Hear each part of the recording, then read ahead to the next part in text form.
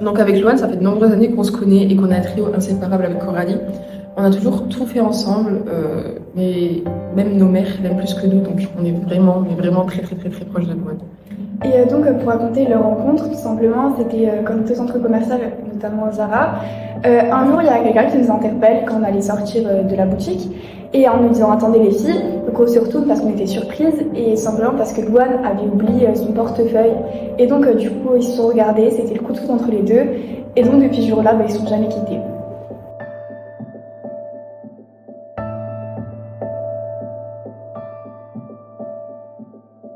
Regardez, elle est amoureuse. Donc quand elle a commencé à sortir avec son copain, Louane, elle était souvent souriante. On aurait dit qu'elle était sur son petit nuage. Et puis elle m'appelait souvent au téléphone pour me raconter ce qui se passait avec son copain. Et puis je la trouvais très heureuse et elle était une nouvelle personne.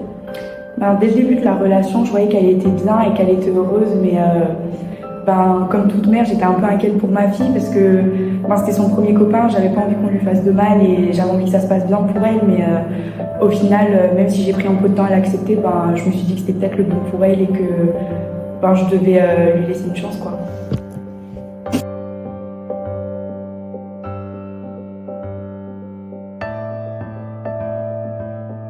Mais après quelques mois, on a eu l'impression qu'avec Louane, elle prenait ses distances avec tout le monde et avec nous.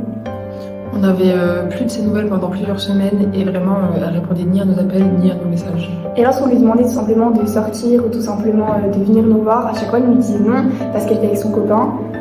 Et on avait vraiment l'impression que sa relation de quelques mois était plus importante que notre amitié de plusieurs années.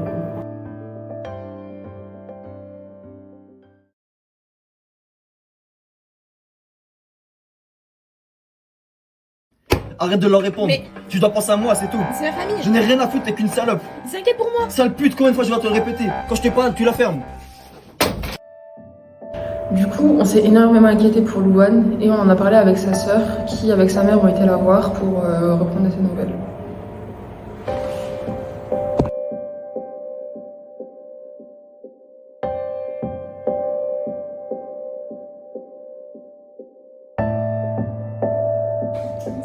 Regardez mes deux petites filles enfin ensemble. À chaque fois qu'on la voyait, c'était de plus en plus bizarre et donc on comprenait pas trop la situation. Du coup, je suis partie voir son copain pour lui demander comment elle était avec lui et il m'avait répondu tout simplement qu'elle était normale.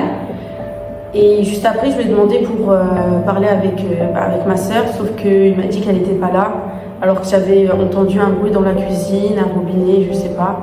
Et puis, j'avais remarqué qu'après, il voulait tout simplement couper court à la discussion et ça me paraissait plutôt étrange.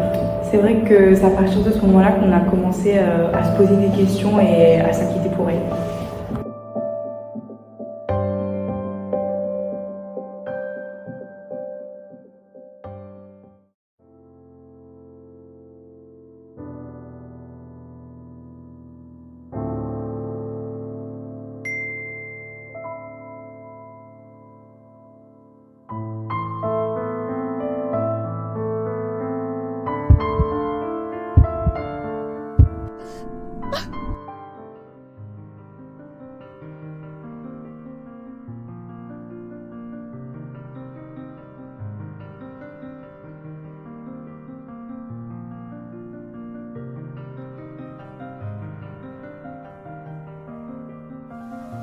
Cher n'importe qui, car je ne sais pas qui tombera sur cette lettre, ou même si quelqu'un la trouvera un jour.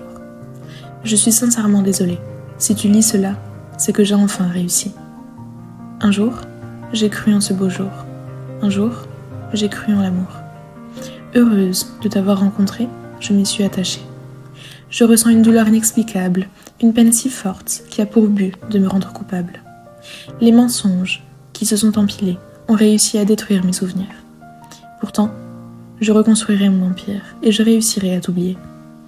Et si je vous disais que bientôt tout est fini, que chaque nouveau jour correspond à un pas, me menant ainsi vers ma liberté?